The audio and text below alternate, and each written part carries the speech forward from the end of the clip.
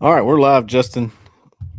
Give everybody a chance to get in here. I noticed on watching back on our call-in shows, we'll start as soon as live hits 001. Yeah. Hang on. Yeah, I had mine pulled up there. The delay was 17 seconds. So people don't even watch the first 17 seconds of what we're talking about. Oh, good. Let's talk bad about somebody. Who is your least favorite poster on the board? On either board. Whoa. On either board, on the corner or the bunker. Yeah, I would actually love some feedback, by the way, on how you guys are enjoying the merger. Those of you who are new to the corner, those of you who are now experiencing the bunker on the corner, it is an experience. I'll have to say that, Justin. So far, I'd say it's both boards have stayed separated for the most part. You got some people coming over and introducing themselves from the bunker on the corner, which is cool. I'm all about that. But it has actually stayed kind of separate. I thought that was interesting. As soon as the bunker went up, everybody kind of flocked to that. It's fun. It's fun. You got two active boards. Well, it's what happens. Like everybody talks big on social media. Everybody wants to reply to you, and everybody wants to talk crap. But then, are you actually gonna? Now that we're merged, are you actually gonna go on the other board and be a jerk? It'll happen less than you think. People will be like, all right, we'll be civil for the most part. Well, I don't know. It's anonymous, so everybody's anonymous on there unless they put the real name. Like Barner Becca over here, who says it's a little overwhelming. She says a little overwhelming. Good. Justin, some Nike gear starting to leak out there for Auburn. What are we thinking so far on this? You want my honest opinion? First of all, go to auburnlive.com. Yeah, I'll lie about it. Yeah, I'm not one to lie about it. Go to auburnlive.com. First of all, my buddy Clint Richardson, who runs auburnuniforms.com. I reached out to him, recently, and I said, "Hey, man, you kind of followed this more in detail than most people. You want to write something up for our subs?"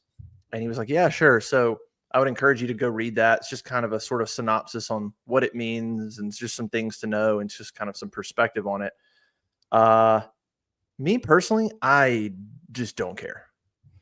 It's Nike gear I don't really care much. It's just a swoosh on the jerseys. The football jerseys are going to be the same. They're not changing them.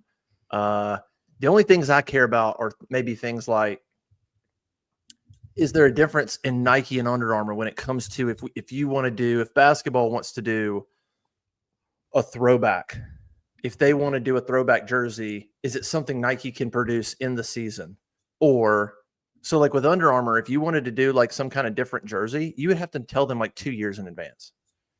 Is Nike to the point where you could tell them in November if something popped up and you're like, in 2 months, we want to do this special game at home with these jerseys. Could Nike make those in 2 months? I'd want to know stuff like that. Could you create more marketing opportunities if they could turn over a retro jersey or something like that? Past that, it's, then I get fans being excited about Nike merch versus Under Armour merch. Maybe just you like the Nike swoosh. But I don't really care. I'm curious about the basketballs. I asked somebody on the basketball staff, I was like, so does this mean y'all going to Nike basketballs? And he said they're actually not sure. They don't have to, I guess. They can stick with, they use Wilson right now. Oh, wait a minute. I remember asked the about Nike that. basketball And so thing. I personally I love the Nike basketballs. I think they're awesome. But in the tournament, you don't play with Nike basketballs. So the benefit for Auburn is in the tournament, they play with the same ball they practice with. So that's kind of an interesting thing that I don't know what direction they'll go. But in general, I don't know. I don't really care all that much. I forgot about the Nike basketball thing. That was a thing for a minute. People were worried about that. It turns out it's just, if you're good, you'll be fine. Really? Auburn won in Tuscaloosa, Nike balls. Won at Kentucky, Nike balls. They win at Georgia, Nike balls. True. Yeah, they were just good.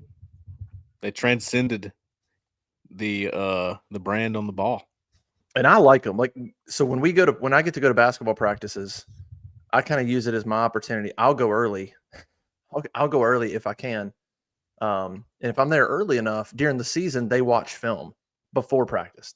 Depends on the game. They'll be in there watching film, and if I get there early enough, I'll grab a ball and shoot.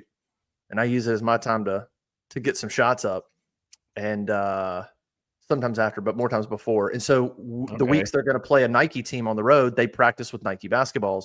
And so I've shot with both of them. And I like the Nike basketballs a lot better. So I like them. What time do you usually get there? It depends, but I mean, I'll get there a little bit early, and they're watching film, so I'll get some shots up. I need to come join the shoot around. I need to be there for that. Oh yeah. Justin, we'll try to take some questions today. I don't see a whole lot yet. Pour some questions in. We have a couple on the board, not a whole lot. It's a weird time, man. Weird time. It's a time of transition from On3 to Rivals, from Under Armour to Nike, from Auburn being really good at recruiting to being non-existent almost. I say that, non-existent. You can't not talk about the Peyton Falzon flip. That's crazy, especially the timing. Crazy. Absolutely crazy. Give credit there. But everything other than that has been absolute. I don't think you can call it anything less than a train wreck.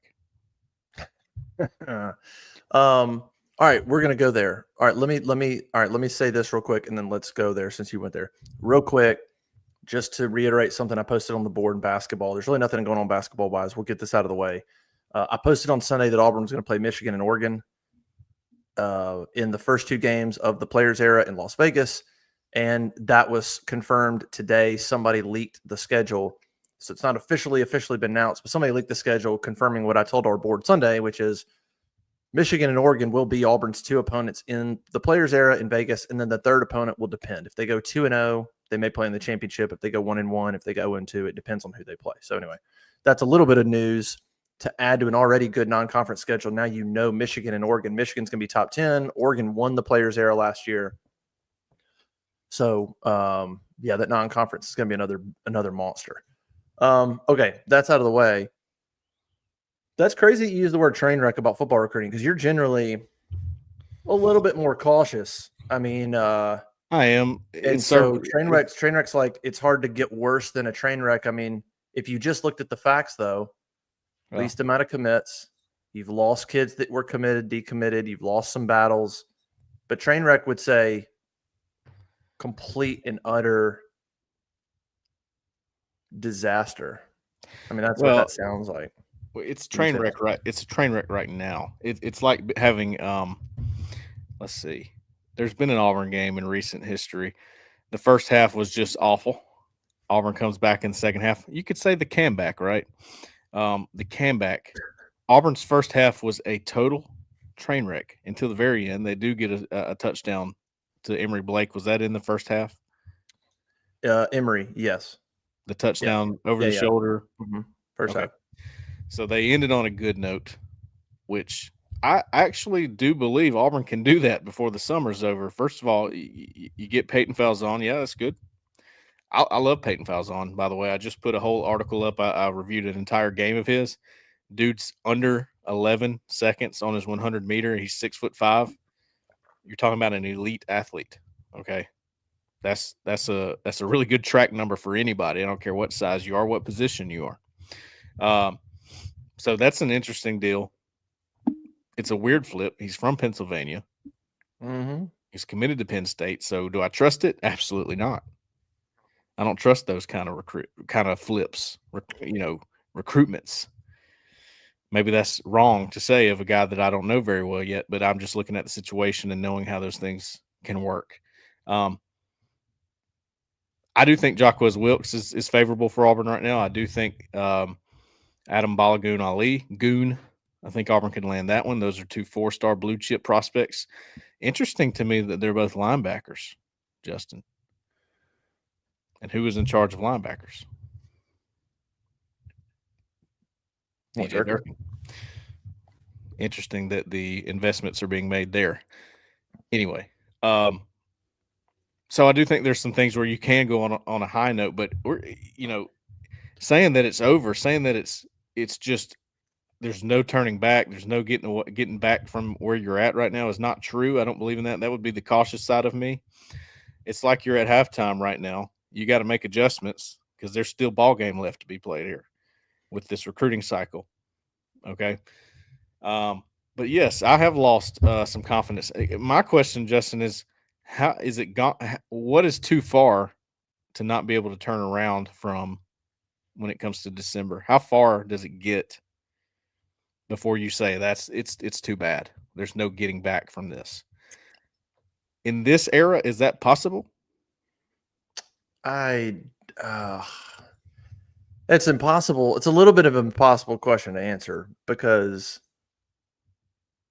I mean you would have to think about it like who are the targets you're still going to go after and try to flip of those guys who seems really solid where they are, who could you actually flip? I mean there's a lot of variables that go into when is it too far gone to the point where, and when I say too far gone, when is the point where you say there's no way they're getting a top 10 class? It's just not possible. The best case for them would be top 15, or the best case is top 20. Like where are those points where you say that it's just there's just no way they're going to land it? I'm not sure there is. I mean, to be honest, I'm not sure there is a point of no return. I mean, in this day and age, because of the importance of NIL and because of the transactional nature of recruiting, and I know relationships still matter, but let's be real. If you're trying to get the elite of the elite, it's going to be mainly transactional. I mean, I'm talking about the elite. Peyton Falzone, yeah, he felt comfortable with the quarterback staff, the coaching staff, and he flipped. Okay, but we're talking about the elite of the elite. It's going to be transactional, and you're going to have to meet those needs. And if that's how it's going to be, I mean, it's hard. You could go pretty late in the game if you maintain contact with the kids, and if you maintain a little bit of a relationship there, and if you win games, then you could go pretty late in the game and flip some big times. If you were to flip let's just say I don't even know who. I mean, you could if you flip 2 5-stars or a 5-star and another couple 4-stars that are top 50, 60 players or something like that. That right there alone, 3 or 4 players could skyrocket you in the rankings if they're ranked high enough. So I don't know what would be too late. I think you're putting just a ton of pressure on winning. Whereas if you had guys in the boat now, maybe you could talk them through. If let's say you have a bunch of guys in the boat right now and you start the season poorly. If they're in the boat, you could talk them through the poor start. You could go, listen, we kind of expected, you could say whatever. We kind of expected this. It's a little bit of, but with them not in the boat, and then if you start poorly, I think that's a lot harder. So I think it puts a lot more pressure on actually winning the games, and the excuses of if you don't win are not going to fly with guys not committed versus if they were committed. That's unfortunate too, man, because assuming you could have had a summer, and summer's not over. We still have a whole month of July, which is still a big commit month. We'll see how it plays out. But the trajectory looks terrible right now. And if it had been more similar to last summer, you would have quieted a lot of this noise. I mean, people would have calmed down a little bit going into the season. Instead, the mob is on fire right now. And I can't say that I blame them. I understand why fans are upset. I mean, I'm looking at the situation and going at times, dude, yeah, this is not how it's been. This is a stark change. It's not a change, it's a stark change. You guys are winning these battles. And I don't have much of an explanation to give. Now, I saw our new coworker, Justin Brian Matthews, made a great post on the corner today, responding to someone. I need to find it, but it was along the lines of he thinks negative recruiting has a lot to do with other schools telling recruits Hugh Freeze ain't going to be there, and we've touched on that. I mean, Who thinks that? What now? That was somebody on the board thought that, or Brian Yeah, posted that? Who said that? Brian. Yeah, he posted that. I thought it was a good post. Makes sense to me, and there was more to it. That was the idea, was that a lot of this negative recruiting, and they're convinced that Hugh Freeze will not be Auburn's head coach next year, no matter what happens, whatever the case, could be his health, whatever. How much do you think that plays into this? I don't know. Are people negative recruiting against Hugh Freeze and Auburn? I'm sure it happens. I don't know that I would say it's at the top of my list of reasons why Auburn recruiting is struggling. Probably not number one, but I found his post. He said there are circumstances hindering Auburn's recruiting at the moment, including uncertainty of Freeze's future, which is probably being raised mostly by opposing staffs, along with different interpretations of what Auburn can offer, revenue sharing, that kind of thing. So it's like what we've been talking about. I just thought he summed it up pretty good in that statement on the board. And if you're not a part of the board, you need to be. We're not going to give everything away because this is a free show, and that's people are paying for information like that. But I can't wrap my head around it very well. I've heard different things, heard different opinions, heard different reasons. And like you said, I am cautious, probably too cautious for this business. If we're being honest, this is not really how media is today. Media is not cautious. Media is more gotcha, right? I don't like to operate that way. I'm trying to figure it out the best I can. Justin, do you feel like you have any better feel on all this since the last time we talked? Yeah, a little bit. I think I've got, I think a little bit more clarity. I mean, if I had to point to recruiting, could negative recruiting be a factor? Yes, I still would put it below Auburn's approach to NIL, Auburn's approach to rev share, and what we talked about with the behind the scenes recruiting apparatus, which everybody has going on. Those two things to me, specifically the NIL thing, are just more important. I mean, I have more clarity in the fact that 100%, and Jeffrey alluded to it in his story, and it's just 100% Auburn's approach is caution. From the AD down, the approach is very, very cautious on telling prospects what they think they might earn when they arrive on campus. I don't know what every other school is doing. I think there's other schools that are more aggressive in that nature that think certainly more creative. I think there's just a ton of caution with administrators at Auburn on what will actually be allowed come December. A lot of it centers around the clearinghouse. We know rev share. That's an easy one. They know the percentage of rev share that's going to go to football. They can project a number available, which will be around, it'll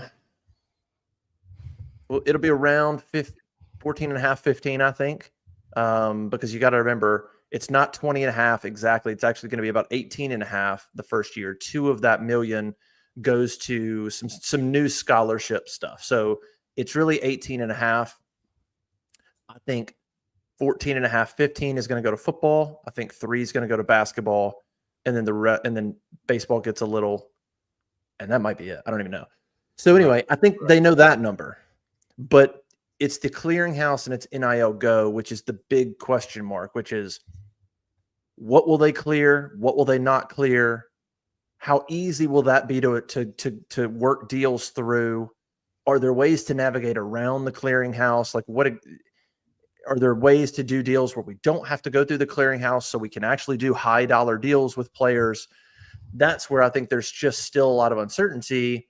And if you start making promises to players and you're wrong, and you're going to have to go through the clearinghouse and they're going to be really stringent on stuff or whatever it is, then you get yourself in a situation of you overpromised and you start under delivering, and then kids turn around and immediately transfer out as soon as they're not getting it 2 months into the program or whatever. It could be a mess.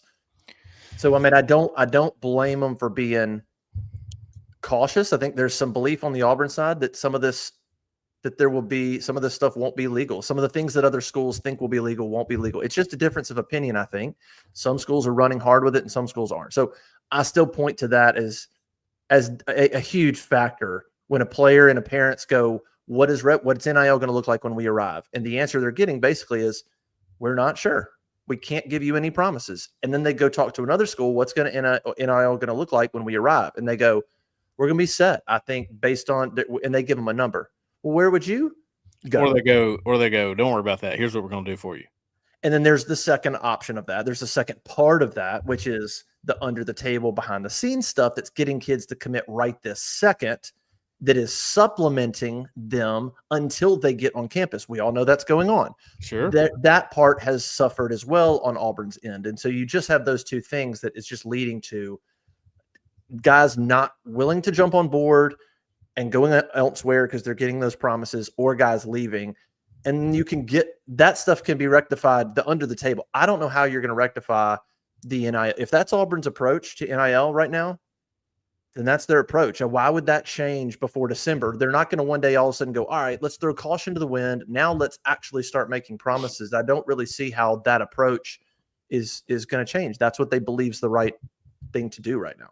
Well, that's why this time right now is just annoying to me. It's driving me crazy because I do think we're going to have a lot of answers, not just with Auburn, but with everybody when it comes to December, when these deals become concrete, when, like you said, when there's the NIL whatever has a say in things, and they're trying to finalize deals and get this done, whatever. I think we'll have a much better idea. Some will stick, some will flip. Where will Auburn end up in that? It's just so difficult to see that far in the future right now with the uncertainties and the things that are unknown. So I'm frustrated by it. I'm very put out by this, Justin. It annoys me to no end.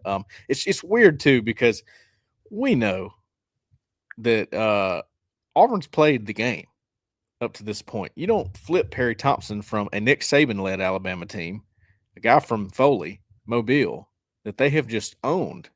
Nick Saban was on his way out probably. I'm sure that had probably caught wind. Of course, it was a big surprise to a lot of people, I think, when he retired.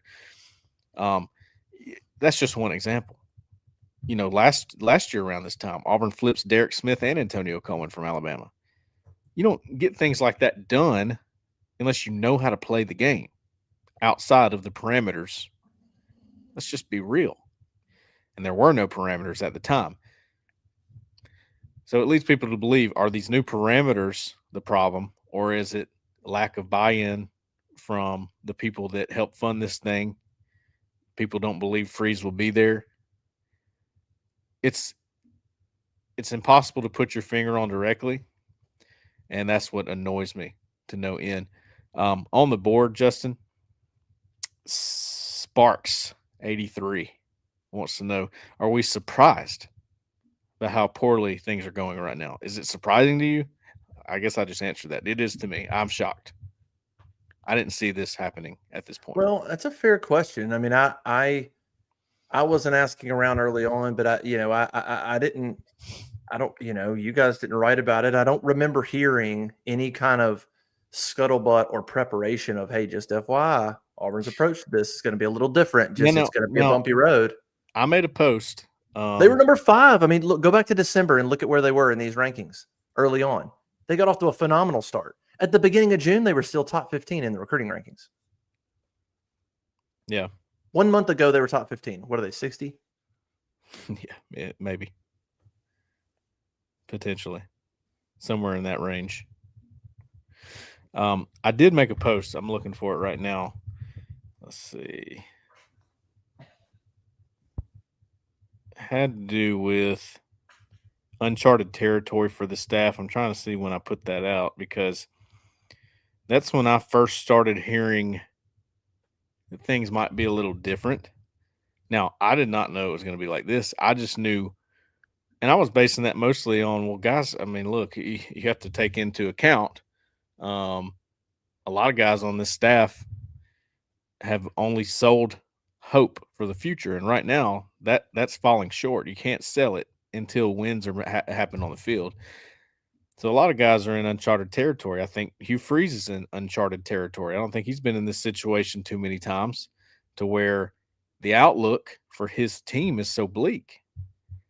Well, a lot of But people it's not. a lot of people look at this season and go, it should be better. They're not There's a going, it better is going to outlook be for better. this team than the past. Than this team is expected to do more than any Auburn team since 2020. It is, but who here trusts that? Well, I don't know. I'm just saying there people are going, I see talent. I see a quarterback capable. I see receivers capable. I see a defensive coordinator I trust. I see a schedule that's manageable. I see a team that where 8 wins is very much attainable, maybe 9. Like, that's not been the case. 21, 22, 23, 24, these were not. It was like, who knows? Maybe Auburn goes to a bowl. Maybe not. Well, yeah. I mean, the outlook's better, but the trust is not there. That's the problem. I think there's been trust before in a lot of these staff members and Hugh Freeze where they've had the trust even when they're still building and in year 3, whatever. It's a new play. I made that post on June 10th because I started to sense we had we recorded a recruiting show the night before I put that post out. And for the first time in a long time, I sat there on that recruiting show and I just didn't have as many answers as I'm used to having, nor did I have trust in some of the sources I talked to. And I felt strange. So I put the post out, got hammered for it. You know, that's just going to happen when you put posts on the board sometimes. But I felt maybe a little bit of a storm on the way. I did not foresee it being as bad as it looks right now. And again, month of July, I have time to turn it around. We'll see what happens. And again, I want to reiterate. I'm not an expert on the current state of NIL. What exactly, how exactly the clearinghouse is going to work. I don't know if anybody knows exactly. Those are John Cohen questions, Will Redmond questions, Jared Binko questions, people in administration that live in this world and are trying to project what might happen. Because as we've also seen, every time there's a decision, there's a lawsuit. So it's like, as soon as something comes out and says, this is what we're going to do, somebody's immediately going to sue and say, nope, we're going to do it this way. So there's just, it's very, very hard to predict what's going to be allowed and what's not, how it's going to work. So I don't really have an opinion on the decision from people like John Cohen, Will Redmond, others on their approach. You just have to sort of trust that they're clearly trying to make a decision best for the program. I mean, they're trying to not put the program in a bad position. They're trying to not make it where promises are made and they can't be lived up to. And it's something where it's really out of Hugh Freeze's hands, to be honest. He's not in position as the head coach. I don't think Hugh Freeze is well versed enough on the ins and outs of NIL, all the lawsuits, all the legal stuff, where it's going, to have a conversation with Cohen or Redmond and go, I think you guys are wrong. This is what we should do. I think Freeze is going, whatever you guys say on this, I'm going to trust you. I'm going to kind of back away a little bit in administration. If this is what you think is the right approach, then so be it. And I think Freeze has sort of stepped back and he's kind of living with it right now. And I don't think that's the wrong approach either. He's probably, to me, that's a little bit of self-awareness on his part to go, you guys should 100% know more than me. And if I put my foot down and say, you guys are wrong, I need promises. I need to be able to make promises. You know, so he's very much trusting the administration on their approach. And I don't know. It's it's so early. Somebody's going to be right. Somebody's going to be wrong, I guess, come December. Well, I think that's just a little bit of perspective. We know what Auburn looks like when a head coach does not politic correctly with those who fund the program. We know what it looks like. We have that example. All right. The first 2 years of Hugh Freeze, I think that was one thing, whether you liked him or not, everybody looked at Hugh Freeze and thought, well, he'll handle that part pretty well. And I think he has up to this point. The question is, why such a stark change? And it's the question I don't have an answer to, but that's what's got everybody irritated. And you mentioned JG, another one of our new coworkers. JG Tate dropped a great piece this morning, I thought, addressing some of the golf playing and in a better way than I've seen it addressed. I thought, saying it's okay to play golf, but it's okay to question it too, right? Especially with everything going on. Yeah, and we're gonna get to your questions. I see some people popping in with some different questions. Let's start to pop those in, and we'll answer them as we go. But yeah, I thought the column on golf was fair. It's overblown. Let's be real. The golf thing's overblown. It's a fun June talking point. It only matters because they're losing and recruiting struggling. If Auburn was 7th in the recruiting rankings right now and was coming off an 8-win season, quite literally nobody would care about the golf he's playing. Literally nobody. It's a very simple thing, and I thought Jay's column was fair. I thought it asked some good questions on why does he not care that everybody knows, and would it be duplicitous, would it be hypocritical if he tried to hide the amount of golf he was playing? What would you think about what if he didn't record scores and it just came out and it looked like he was hiding it? Like, is there any value in going, well, he's not hiding it. He just which, so anyway, it's an overblown thing. Win and it won't matter, lose. Sure. Losing it matters. It's just another one of those things where you're like, this season cannot get here freaking fast enough. What is taking so long? Yeah. I thought the greatest line in that, and I'm not going to give it away, but one just line that stands out, and you need to go read it on Auburn Live, Auburn Sports on 3 Rivals, is he said, willfully ignoring the optics right now is an interesting choice, talking about Freeze. I agree. Maybe he's being authentic. Maybe he's just really confident, or maybe he simply doesn't care what anyone thinks about what he does with his spare time. I mean, all that's fair to me. It's pretty fair. What was that question about Nike? Let's get to some questions. All right. So the Rutgers Nike thing. So Rhett Hobart, who is a deputy AD, responded to a question on X about this. And here's his answer for people that are listening, for fans that are ready to buy Nike gear. He says, in terms of why it's not available today, why it's not available till July 25th. He says the way Nike ships their gear, it arrives in separate batches in waves over June through mid-July. Stores then receive their gear on different dates depending on how and where it's going to be shipped to and from. The vast majority of stores who bought product do not yet have their Auburn gear, and no stores yet have a full fall merchandise line. Of note, this is not unique to Auburn or to Nike.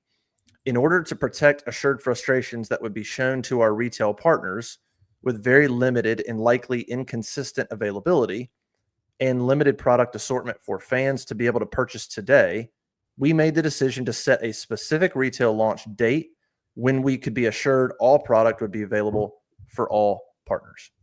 So I think that's a smart way to go. He's basically saying, due to the logistics of the whole thing, if you wanted to buy gear, there would have been select gear available at select stores today, and then you'd have gone and bought all that, and then stores would have been out, and then you'd have had to wait a week. Maybe they get a little bit more in. Then you try to go get more. It would have been really chaotic because fans would have been like, I went to my store and they're already sold out, or they don't have, all they got is this hat, or all they have is this shirt. And I don't, so you're still going to get it in July. Like, it'll be fine. So July 25th, it's like July 25th, you'll be able to walk into a store, Alumni Hall, wherever, and there will be a wide variety, hats, polos, shirts, and you can shop properly. Like, so I get why they did it that way. Think about the complaints you have if people walked in today to start buying stuff and they started complaining that this store only had this t-shirt, and this store only had 4 polos, and this store only had a couple hats. You'd get people, they'll be so mad they wouldn't know what's going on. Where's all the stuff? Why are we sold out already? Justin, do you want it done right, or do you want it done right now?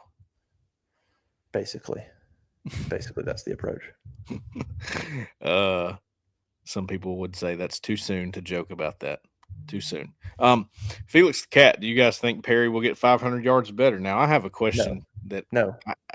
I don't either. I don't either. I have a question that pertains to this. What's How that? about 300? Maybe because he could have a few big plays and some South Alabama Mercer where he could get to 200 yards on some big throws, and then all he's got to do is catch a few. I mean, so Sure.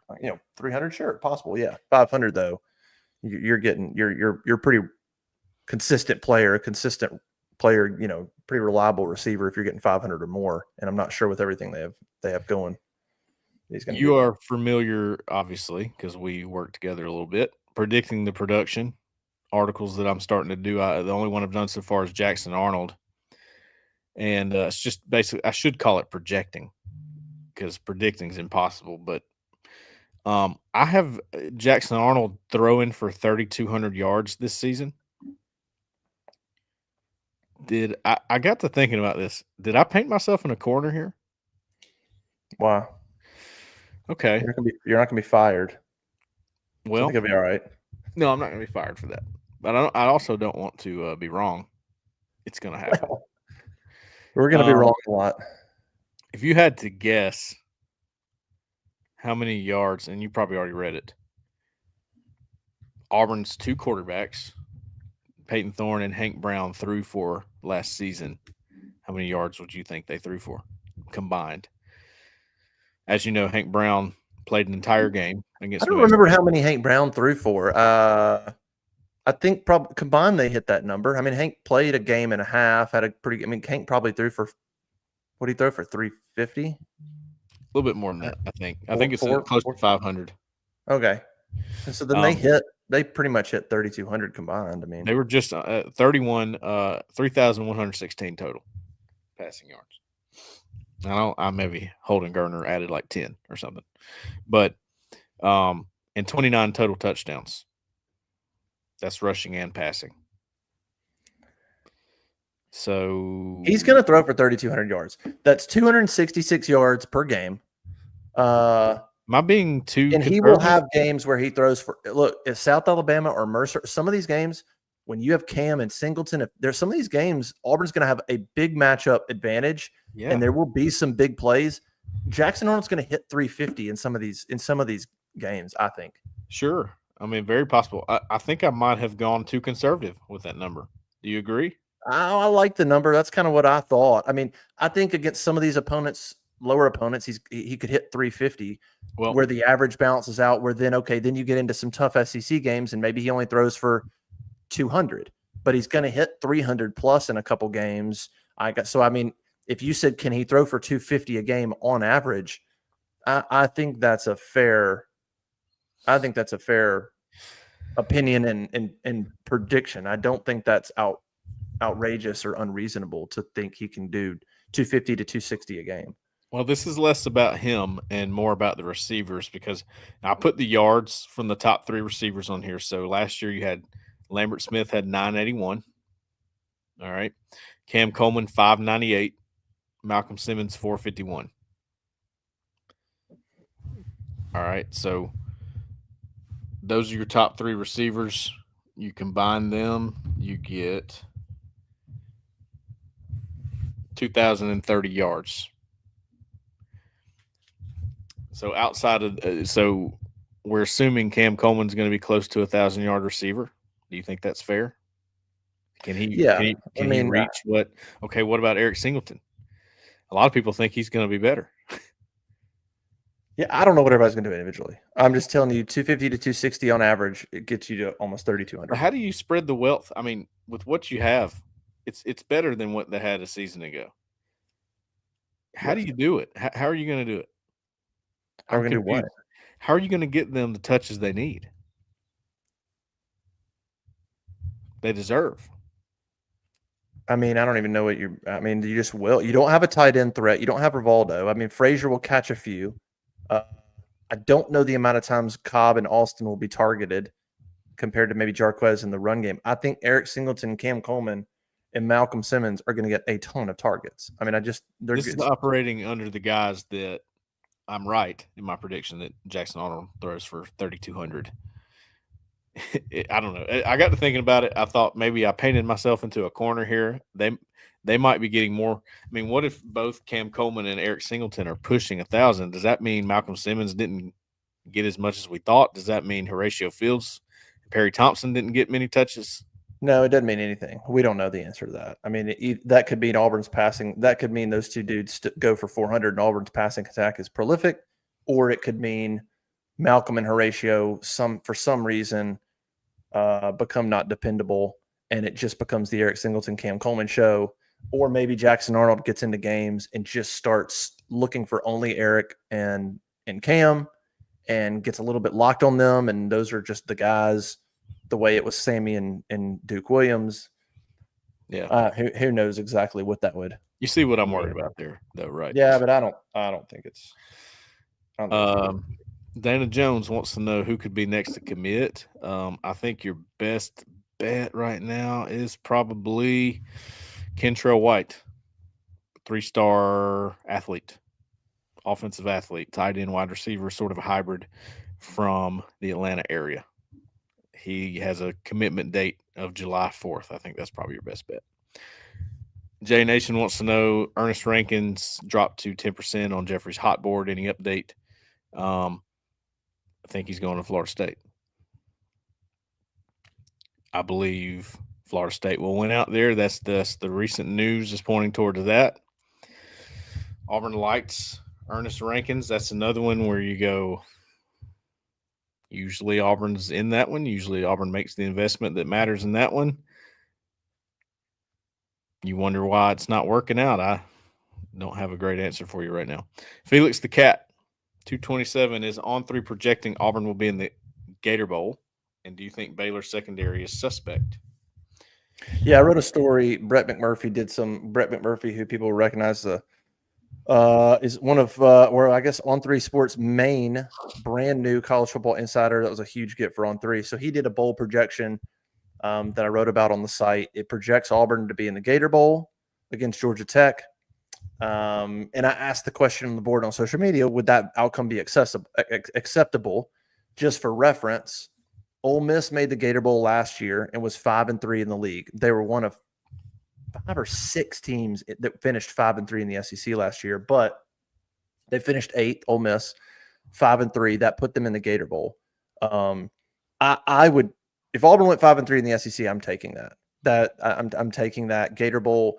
Gator Bowl is one of the 6 primary bowls outside of the playoff and outside of the Citrus Bowl, like Sugar Bowl, some of those tie in Citrus Bowl. There's a group of 6 bowls that are kind of the primary SEC bowl pool.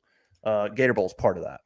So if you make the Gator Bowl, you are likely 5-3 in the conference. I guess you could be 4-4, but it depends. You're at least 4-4. You're likely 5-3. And you're one of the top 6 to 8 teams in the league.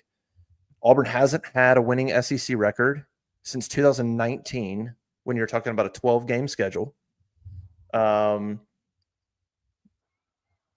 so, yeah, I think you would take that. That you would take that. What's crazy is I wrote in the story and just added some context, just looking at Auburn's recent bowl history, and it's just another glaring fact at the drop off of the program. You know how many bowl wins they have in the last decade? 1, 2. If you Purdue. go back to 2015, they beat Memphis in the Birmingham Bowl.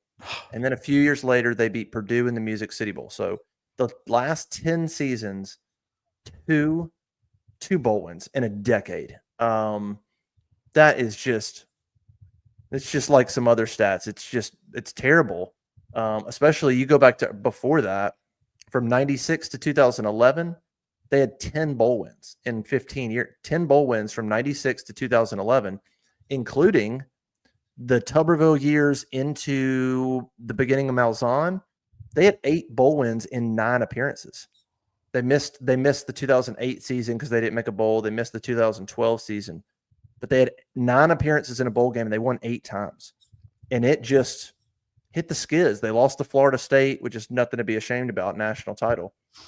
But then after that, they just absolutely hit the skids. And it just kind of lines up with the inconsistency of the program starting after really those 13, 14 seasons. And it lines up with just poor bowl performances. But anyway, yeah, Georgia Tech's the projected. Yeah, it's just one person's opinion, but I would take that if I were an Auburn fan. I mean, you're probably 5-3, which means you're at least 8-4. If you beat Baylor, you're 9-3. If you go 5-3, you take that all day, man. You take that all day. Yeah, that'd be a good season. Bill Miner. After Auburn does home and home with Baylor, I guess he's asking, is there an opening since UCLA bailed? Any leads on replacement games? Man, I don't ever look at the. I need to ask again. At one point last summer, I thought they were really close to getting a deal with SMU. I don't know, but I haven't asked about it in a while. I thought that was close, but then nothing ever got announced, and I kind of thought it would have been announced by now. Maybe it fell through, but at the time, I thought they were going to do a home and home with SMU. I don't know I don't really keep track of future schedules. I don't even know what year UCLA was going to be. Were they going to be 26? I guess I don't know. But that's the only one that I've heard that I actually heard that I thought they were actually legitimately working on was something with SMU, but I don't know where that stands. Would you rather Auburn be playing SMU or Baylor this year to open?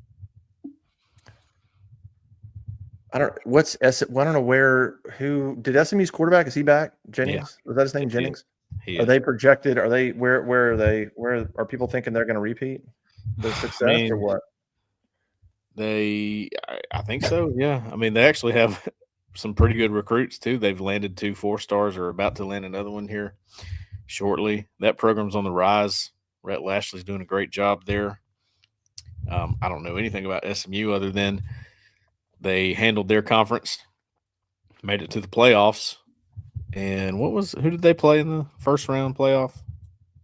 They went to Penn State and got schlecked. Yeah, I mean SMU is 24th in Athlon, so SMU is definitely the better with Kevin Jennings. I mean they're probably the better team right now. So if you're trying to get a win, I guess you'd rather be at Baylor than at SMU right now. That SMU program's probably got a little more consistency, a little more confidence going on than Baylor at the moment.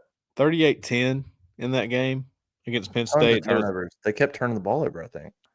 They would get, if I remember correctly, they were moving the ball, and then they would turn over or they would have some fiasco play, kind of like Auburn.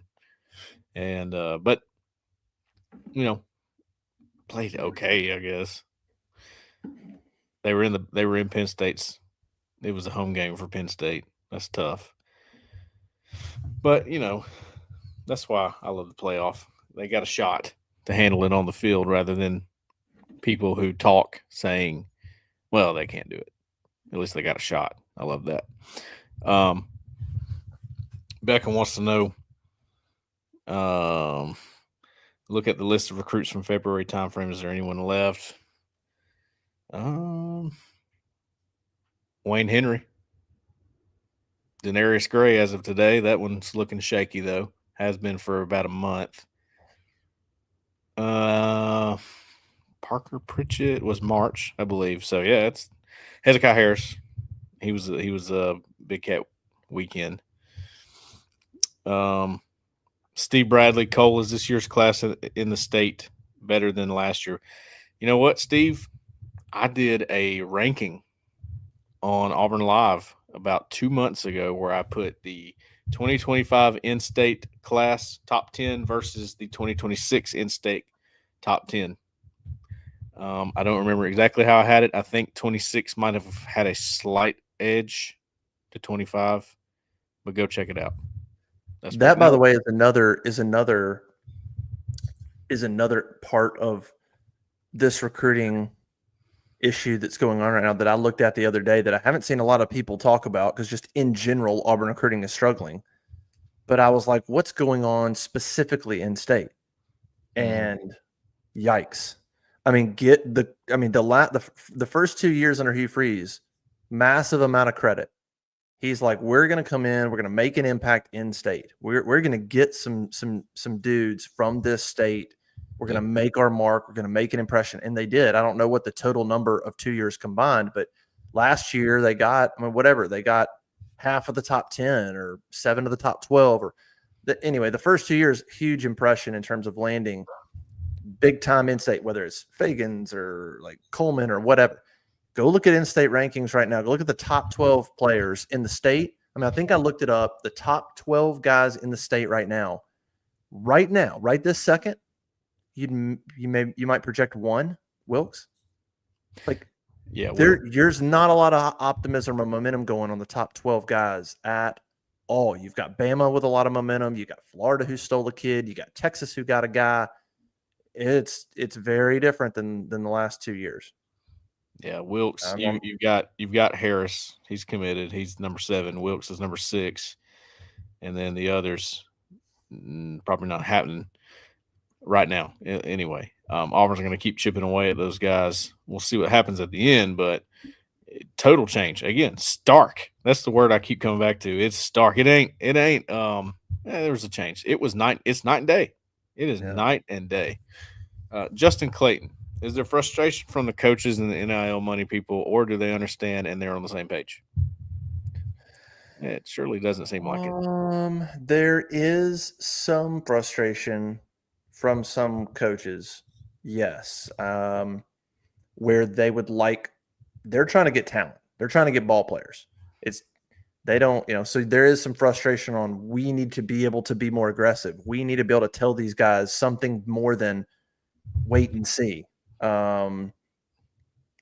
So sure, yeah, there's some frustration because it's the same thing I kind of mentioned with Hugh Freeze. I mean, the coaches are just trying to recruit, and they're basically being told, they're having to ask, what can I tell them?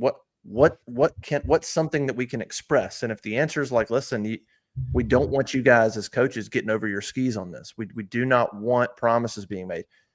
Then as a coach, you're like, I mean, you're sort of hamstrung in trying to recruit, and then they ask you, the coaches are in the living room, or whatever, or these private rooms when these conversations happen where some of these conversations can happen or whatever. And I think there surely is some frustration. There's no question. There's some frustration, but they could also be on the same page. There could be a situation where the coaches go, I get it. I get what you guys are doing, and I'm also frustrated. I want to be able to tell these guys differently. I wish we had better answers. I wish we were more aggressive, but at the same time, I understand where you're coming from, and I get that too. So it could be two things. It could be, an understanding that people have a job to do and to protect what it's going to be, but also I'm frustrated that I can't say more or do more or be more aggressive on that front. Right. All right. So I have a few questions from the corner. WDE 1999 wants to know, who do you think leads the team in interceptions this year? Oh, gosh. I can tell you who led the team in interceptions last year. That was Caden Lee. He had 2. Yeah. I mean, I'd go Lee, Crawford, or Harris. I mean, that'd be one of those 3. So I'll go with Lee. I think he's a guy. Who do you think leads the team in sacks? I may go Harris on the picks. I have no idea why. I think he's a really instinctual player. He is. And at safety, maybe you can roam a little bit, pick some stuff off. Corners can be tough. Maybe he gets some deflections on some tip passes on the corner, tips it, and he's the beneficiary of a tip. So I don't know. I'll go Caleb Harris. Maybe he pops up and grabs 4. I don't know. I like it. Sacks. Falk. Oh. Falk had 8 last year. Yeah, it's hard to not go with Falk. Who would be second? Crawford's going to drop back some. I feel like Falk's pretty much coming. Yeah, you're probably right. One way or another. That's pretty simple, I think. And who do you think leads in touchdowns not named Jackson Arnold? Oh, total touchdowns? I believe it was Cam Coleman last season with 8. That's where I would probably go. I think about when they get in the red zone, who has the opportunity to score. I mean, Singleton could end up with the most touches because I think he could get a few reverses or a little shuttle, those speed sweep type stuff. I think Singleton could get some of that. He could get some bubble screens where he could pop up and maybe run one in from 10 yards out or 15 yards out, but I would lean Cam. He's going to be, think about, you're inside the 20, you're inside the 15. Like, Cam's going to be, it's where my eyes would go. If you're Jackson Arnold, Cam Coleman and his ability to leap, his catch radius, if you're in the red zone or you're near the goal line, that's where I'm looking. If it's a pass play, I mean, I'm thinking he can high point a ball, or he's just a big target to go to in the end zone. So I'd have to think he's gonna get his fair share of opportunities to score touchdowns. Obviously. Yeah, I think that's probably good. I would go with Cam Coleman on that one. That's pretty much it from the board today. I saw Hayden Harris's comment about, I'm more at peace with this Auburn season than I've been in a while. It's either going to be good or it's going to be over. Yeah, I mean, I agree. There's truth to that, but I think I've had some conversations with some people, and the general gist is from people is they either get over the hump time or it's fail miserably and move on time. The people that I've talked to are like, what they don't want to see is 6-6 or 7-5. They don't want to see another, you had some moments. Maybe you make a bowl game. Maybe you win at Baylor, but you don't get over the hump to 8 wins. You don't beat Bama or Georgia. They don't need a sort of another middle of the road year where you could look at the season the way you could look at last year. Last year, you could look at that year and go, record, not good. But if we don't commit the turnovers, you don't lose to Oklahoma, Arkansas, Cal. There was an opportunity to make a lot of excuses about last year. And people go, yeah, maybe they are close, right? That's what we heard from Hugh Freeze a lot. We're close. Like, look at how close we were to winning some of these games. You don't want another year like that where it's middle of the road, 6-6, 7-5 maybe, but you go, are we close? Are we not close? Like, it needs to be abundantly clear that you're over the hump, like 8 wins, or it's abundantly clear that you're not the coach to consistently produce a winner and you move on. The people that I talked to do not want another year where you're going, what do we do? Is he the answer? Is he not the answer? That's what you don't want. I think at this point, and this summer recruiting falter has played more into it, and I do try to be cautious. I want to be that way. I don't want to jump the gun on anything, but if you have to question it after this season, I think it's time to make a decision. That's where I'm at right now. So if you're in a situation where you're going, is that enough? I think you have to move on. That's where I would be. I think leniency is just falling to the wayside right now. Yeah, I don't know. It's so early. I don't want to have too many of these conversations, but I think it's okay to just talk about, we're not being doom and gloom. We're not saying anything specifically is going to happen. No. But it would be based on the buyouts that Auburn's had to fork out lately, based on the uncertainty around rev share and the importance of a solid program and butts in the seats and all that. If it's some kind of middle of the road thing,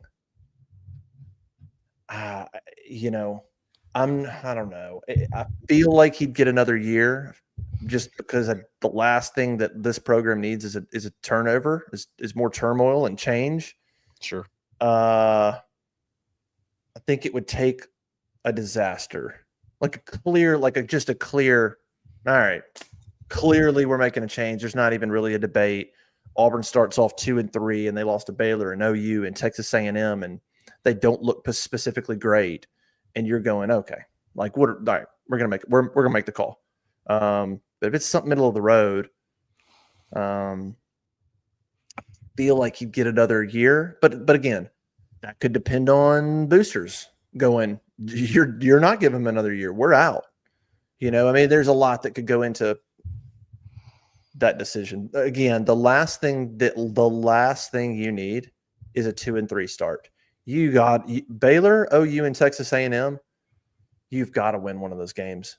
If you go 0-3 in those games and you roll into Georgia 2-3 and you've lost the only 3 big games you've played, dude, the heat and the fan reaction and the angst among money people is going to be through the roof. The confidence of the team, it is going to be a bad situation if they're 2-3 and they're 0-3 in ththose first 3 big games, and Georgia's coming to town, and you could potentially move to 2-4. It just, they got to get one of those, man. They don't need to go 2-1 in those 2. I don't think it'd be nice. They could, but just, you got to at least get one. I don't care what. It'd be nice to get an SEC one, honestly. I'd honestly rather have OU or A&M than Baylor, but you got to at least get one. You have to exceed expectations this time around. You just do. I mean, Auburn fans are ready to get nasty about this. I can feel it. I remember walking out. I think it was the Oklahoma game. I got locked out of the recruiting lounge. Justin coming down from the press box. You know when I leave the press box, sometimes I take the stairs because elevator. I'll get there Thursday if I try to take the elevator. It's kind of a maze if you haven't tried to do that. I ended up on some floor where I felt like I was not supposed to be at all.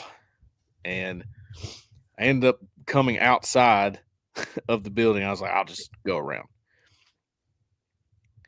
The anger coming from Auburn fans walking away from that game before it was over, by the way. I'll never forget it, dude. It was nasty. I was like, people are done with this. I thought, well, the next game's attendance is going to be bad based on what I'm listening to, walking away from this. And it wasn't. It was fine. But I know Auburn fans are ready to go. I am not dealing with that again. Let's get nasty. Let's make a change. I'm done. I can sense it. And it's not just from doing our shows. I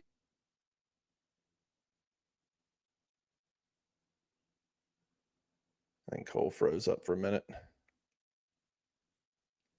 See if he pops back on. I think Cole froze up a little bit. Yeah, you're on the cusp. I've talked to fans that have been season ticket holders for a long time that are like, if they don't do it this year, I'm out. It's just been too many years in a row of mediocrity and of fans going, well, maybe next year. Let's see what they do. Okay, we got a new coach. Okay, it's to the point where now they're going, all right, listen, you got like one more chance, and then you can have my season tickets, and I'm going to go enjoy my life. And that side of things is not totally fair to Hugh Freeze and his staff. I mean, they've done enough that is fair for criticism, but that part's tough. It's what you're dealing with. It's the situation. It's what you walked into. You had to know that. What do you think about what our guy Edward's saying there, country kid? If Hugh Freeze can't win with the weapons at his disposal right now, he will never win at Auburn. What do you think about that?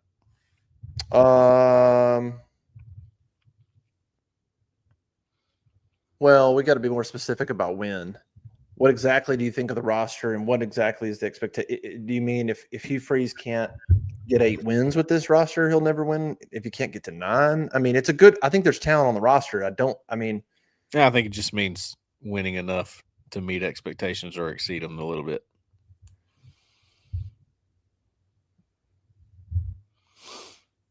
Again, I think I look at the roster and I look at the schedule and I say that 8 wins is anything below 8 is unacceptable to me. Let's stop pretending that there's just some. Look at this. Forget the roster. Look at the schedule. Like we've talked about, I don't see Texas on there. I don't see Tennessee. I don't see Florida. I don't see LSU. I don't see Ole Miss. You get Vandy and Missouri and Kentucky and Arkansas for the second straight year. You get those 4 teams, right? What more do you want? You have to win. You want to? Imagine if the schedule had Ole Miss on it the last couple of years, or LSU and the kind of team they're going to have. You have to take advantage of the schedule you have. That's why I keep going back to anything under 8 is unacceptable. 5 losses against this schedule. I mean, I get the SEC's hard, but 5 losses just to me against this schedule shows that you're just, I don't know how close you are to competing for an actual SEC championship. I mean, if you just want to go 7-5, I mean, whatever. But it goes back to the last 2 years. I mean, you can't beat. You're screwing up games against Oklahoma and Cal and New Mexico State, and I mean, it's just like even barely beating Cal and Berkeley. Like that was a pathetic game. I mean, you won, but nothing was impressive about that game. I just there've been a lot more games that make you go, yeah, not great than games where you come away and go, playing Georgia and Bama close. You can go, okay, beating Texas A&M. Okay. But there have been more that go the other way where you go, what the heck was that? Yeah. Yeah. Yep. So that's where we're at right now. Working through it, man. It's been a rough month, couple of weeks for everybody, us included, man. I wish I had better things to write about. Not for Hugh, man. Have you seen those golf scores? Dude's got it dialed in. Dialed in. Yep. The golf. That's really what I'm upset about. I just wish I could play as much golf as him. Honestly, it's just jealousy, honestly, on my part. Just not got out on the course the amount of times he has, and I would like to. I've heard golf is addicting. Yeah, it is. I don't know. I'm not a golfer. I've played one game. Is that we call it a game? Match, a game of golf. In my lifetime, I loved it. I hope to do it again one day.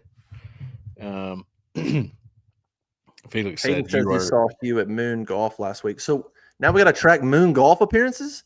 Oh boy, what is Moon Golf? Oh boy, golf store. Oh, golf store over there close to an exit away from close to the Bent Creek area over there. I want to ask you this before we go, Justin. Are you looking forward to Hugh Freeze's next press conference? I guess it'd be media days. We were supposed to do the ambush thing that got canceled. I have to go look at ambush. Maybe the next time we talk to him is at media days. Am I looking forward to it? No. Zach says we need to have a weekly Hugh Freeze golf hot board. Is he improving? Did he have a bad week? What was the score? Dude, we should just do a show around his latest scores that he plugs in and just talk, maybe evaluate where he's at. Maybe talk about is he improving? Is what where's he going with his game? He makes a great point in his write up. Again, this could be a great joke if Auburn turns it around. Everybody will laugh. Everybody will love this. This will be great. Like he did it while he's playing golf. He could, dude. If he goes and beats Baylor, like if he has a good start or starts having a good season, he could for sure lean into it and make some jokes about it. I guess you can win and play golf at the same time. But Justin Clayton says he's interested to hear Hugh tomorrow night. What will he be on tomorrow night? That's what I'm gonna look. Let's see. Hold on. I am highly interested to see how he. Oh yeah, there's an ambush thing. I forgot. I haven't looked at the latest ambush. There's an ambush tomorrow event at Lake Martin tomorrow with Freeze, Stephen Pearl, Butch Thompson. I'm not exactly sure what time. We'll go over there and we'll hear what he has to say, but it'll be. I'm sure he'll get questions about recruiting. Hey, why is recruiting suffering? Maybe somebody will ask him about golf. I kind of doubt it. I mean, people on the beat. I mean, it's not. We talk about it on the board, but it's not. It might come up. Maybe. I mean, AL.com wrote about it. Maybe they not tomorrow night, but when the whole media gets in front of him, it's going to be asked about. Well, that'll be tomorrow night. What's he going to do? I'm curious. What's that response going to be? He'll say, "What if he's asked about golf?" Yeah. He'll go. I mean, it has nothing to do. He'll go. I played golf my whole career. I love golf. We play it in the summer. I play it. It has no bearing on how we recruit and play. It's you got to get out there and have hobbies and all all that good stuff. It is the point though where we're getting into press conferences and stuff I'm less interested in. Like it's just put up or shut up time. It's getting close to that point of just like, you go and listen to a press conference and it's like, okay, I mean, just let me know when the wins come, because you've had 2 years of a lot of the talent's not there and we got to get the talent up to speed. And, we're not quite executing, or, we're close, or whatever. But then there's a point where you tune that out and go, okay, like, are we going to win or not? Sure. And we're getting, I think fans are basically there. I mean, there's not a whole lot Hugh Freeze could say for fans to be like, oh, all right. Like, they're just going to be like, all right, we've heard that before. Just go win. Not right now, no. But the weekly press conferences after the games that look so bad were always interesting. I think a lot of people based a lot off of those and how he responded to what Auburn looked like on the field. I mean, I certainly learned because, like, he's not a coach speak guy. He's going to tell you why he thought it didn't happen at least. And I always enjoyed hearing that because I'm like, okay, I especially like after we watched, and I've said this before, but after we watched the worst offensive performances I've ever seen from Auburn, maybe in football, with Gus Malzahn, you weren't going to get an explanation from him. You weren't. He's not going to answer your question directly. He's not going to go into it. He's not going to tell you what he was thinking. At least I know what Hugh Freeze says he was thinking. I appreciate knowing that. So I think the most interesting thing is recruiting. That's what you want to hear from. That's what you want to hear from him. We'll see tomorrow night. I would imagine he's going to be asked, what's your take on recruiting? And that's the most interesting thing, is how transparent is he on that? What does he say? Does he come out and say people are negatively recruiting? Does he come out and say something general to the tune of, well, this NIL thing's just crazy. There's a lot going on, and I think a lot of people don't know how it's going, and I think there's just a lot of confusion out there. Is he just real general, but does he sort of address that and kind of allude to, the confusion there being an issue? I mean, it'll be interesting to see what direction he goes and what exactly is the excuse for not a lot of commits. Or does he try to play it off, and does he try to act like this is their strat? Does he try to say, listen, we're kind of intentionally wanted to be low on commits right now, which we just know is not, like, they're not intentionally 60th in the rankings. I mean, so I don't think he'll say that. So I think people will lean into his speaking now more than ever. Like, everyone's looking for an answer. They got to know, what are you going to say about this exactly?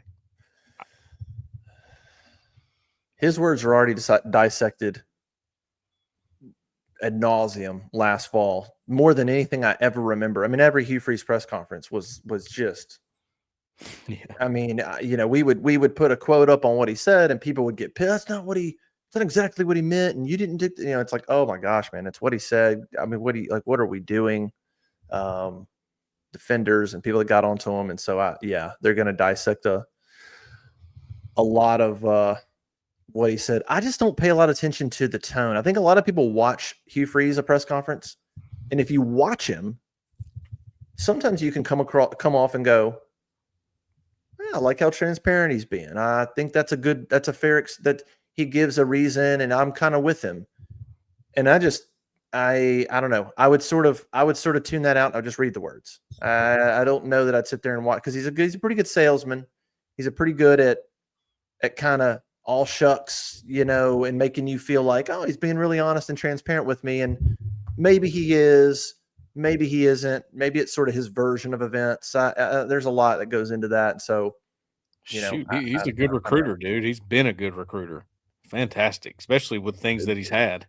Good salespeople are good, good recruiters. It makes me wonder how much this change and whatever Auburn's doing takes that part of the game out for him. Well, he kind of admitted to taking a little bit of a step back, kind of leave Will Redmond to some of these conversations, to leave some, there's certainly other people having some of these conversations. And I think he's even admitted that. I think he's even talked about, I love building relationships. I love high school recruiting. That's why he doesn't really love portal, because it's too quick and he doesn't like it. And so he's admitted to kind of not loving this sort of new age. It takes away a little bit his ability to build relation. He can still do it, but at the end of the day, it could simply be a transactional thing on the other side. And so I think he's talked about it's probably a frustration a little bit of his. It's one of the things that goes into me. I've asked before, like, how long does he want to even do that? He clearly doesn't like the way you have to recruit now. The way Bruce Pearl doesn't love the way you have to recruit now. Bruce wants to have a relationship and go, what are you about? He didn't want to sit there and Bruce wants a guy that's like, are you tough? Do you love basketball? Are you gonna play defense? Are you gonna? And now the conversations are like, well, how much do you want? And any sort of old school coach, or so many of them, are just not gonna love that part of it. And who will adjust? Who wants to adjust? I think that's a question still out there with Freeze, is how long does he want to? Who wants to stay in the game and who wants to go? I've done. I just not for me. Right. And Jeff White, I said Kentrell White, not TJ White. Jeff White. That's it for me, Justin. All right. I got nothing, man. I got nothing else for you. I'm sorry. I know you wanted more for me today. I gave it my best. No, we're good, man. We'll come back Thursday. We'll actually have Hugh Freeze quotes to talk about. Because he's going to speak at the ambush on Wednesday night at Lake Martin. So we'll actually have some stuff to talk about on Thursday with actual Hugh Freeze quotes, and he will most likely have to talk about why is recruiting struggling. That would be the main one, I think. And who knows if he'll ask me, but we'll have some good stuff to talk about there. Yep. So, God, my cousin's confused. Man, don't you know your cousins, Jeff? Anyway, yes, I'm kind of in the place now where I want to hear from him. Let's hear from him and then go from there, because the silence is extremely loud right now. Yeah. Well, yes, it's true. This is true. All right, Justin, we'll call it there. Might be back Thursday. We'll talk about that, but appreciate y'all joining us today. If you have not signed up for the corner / the bunker / on3 / rivals / Auburn Live / Auburn Sports, it's a good time, man. We're having a good time. I'm enjoying all the new people, the new eyes we have on everything. I've seen a lot of comments so far that have said, man, really loving all the different perspectives, because I'm telling you, we're not all going to agree on this panel. It's not going to happen. I think that's what's going to make it great. I like the disagreement that we might have, and it's not going to be malicious. It's just going to be a difference of opinion, and we've got a lot of that going on now with our site. So come try it out. I think we have a $1 deal that rolls into an annual. So give us a $1 trial, see how you like it, and go from there. And it's this, what you just watched, times 1,000. So come check it out. Thanks for joining us today. We'll catch you next time. For Justin, Zach in the back. See y'all.